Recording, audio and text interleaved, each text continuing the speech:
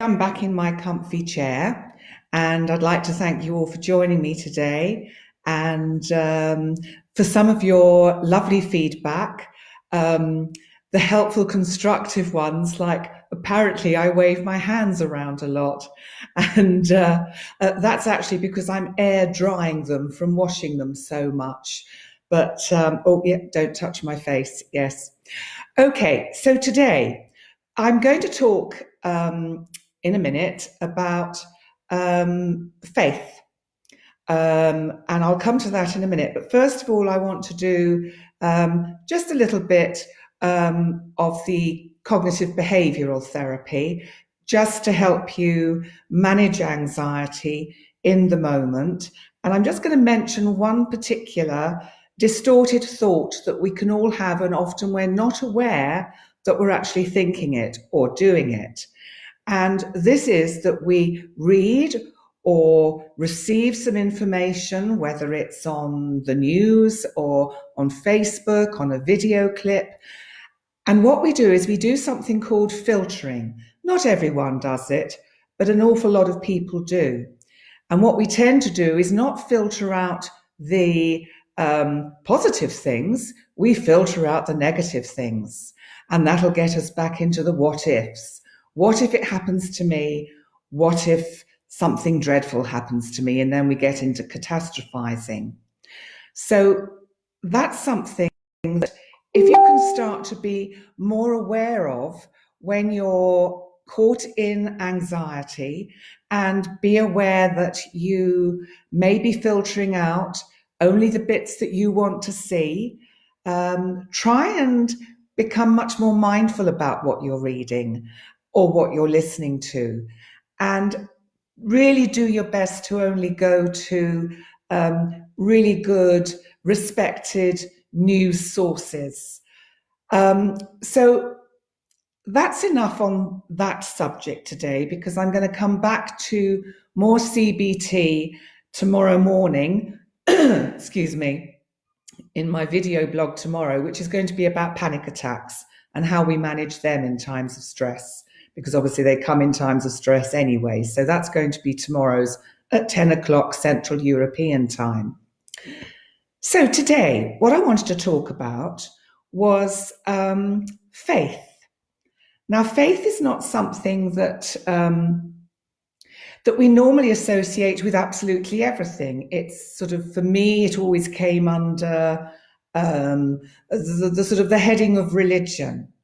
And yes, of course it does. And I'm by no means in any ways am I purporting to be something I'm not, in terms of knowing all about religion and all these areas. What I do know about is how faith works for me.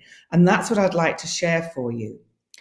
Because about 5 years ago, I came across a very interesting book called The Game of Life and How to Play It, by an author called Florence Scovel Shinn, who lived at the beginning of the last century.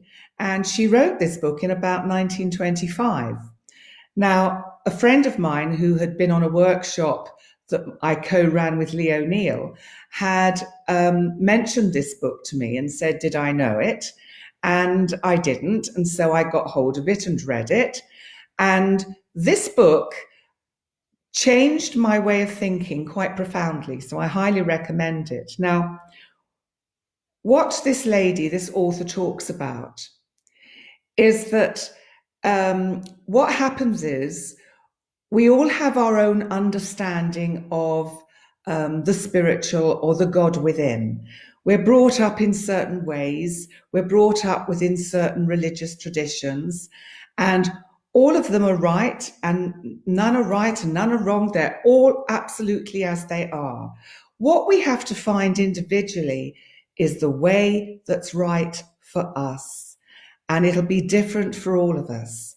And so one of the things that she really impressed upon me in this book was that you have to find the right word for your interpretation of what really means for you on a very, very deep vibrational feeling level, that you're connecting with that divine intelligence, with your God. Now, for some people, that will be God. For some people, depending on their background, they will have words that really get them in touch with that absolute knowing, that absolute faith. For me, because of my upbringing and through school, the word God for me didn't somehow do it. I knew what it meant, but my interpretation of what that meant wasn't particularly always helpful for me. So, what I'm suggesting is that we find the word that works for us. Words have resonance. Words have vibration. Some people talk about, I have a guardian angel looking after me. Brilliant. If that's what works for you, fantastic. If that's what connects you to that real deep inner sense that there is a divine intelligence, if you like, that has your back, that looks after you, then that's great. Now, what it does when we can reconnect with this faith, and that's why I'm bringing it in terms of managing anxiety, because what we're doing when we're in an anxious state or stressed state or panicked state is we're caught in our thinking and our mind.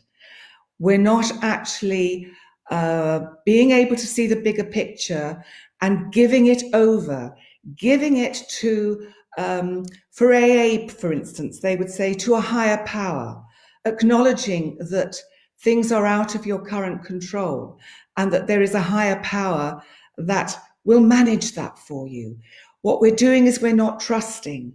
We're not having the faith that actually there is somebody looking after us.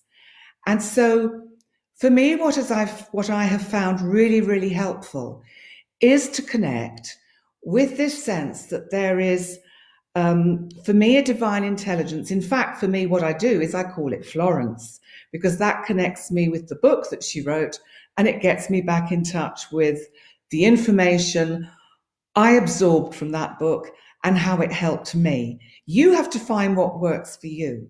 But I noticed that my life changed considerably in the sense that I stopped getting into this rumination and fretting about things that were out of my control.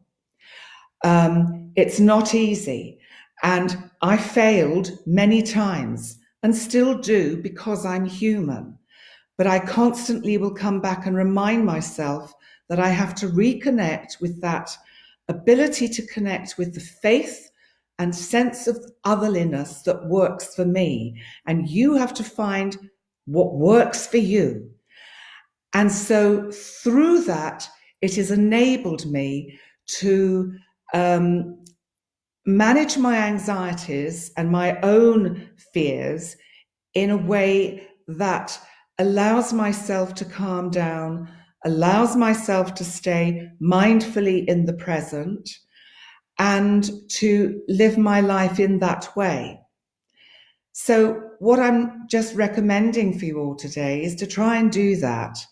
And, you know, if you want any more help, you can always message me. Please do what you're told. Don't get too stressed out being confined. We will be okay ultimately. And I wish you well. Tomorrow's is going to be about panic attacks. And there's something that can happen even when we're sleeping. And that can be particularly scary. So tomorrow morning, if you watch at 10 o'clock, that's Central European time, I'm going to be talking a little bit about panic attacks, what causes them, and how we manage them. Thank you so much for joining me today. And thank you if you're watching live. Thank you if you watch this later. And please like and share. And I'll hopefully see you all again very soon. Thanks a lot. Bye for now.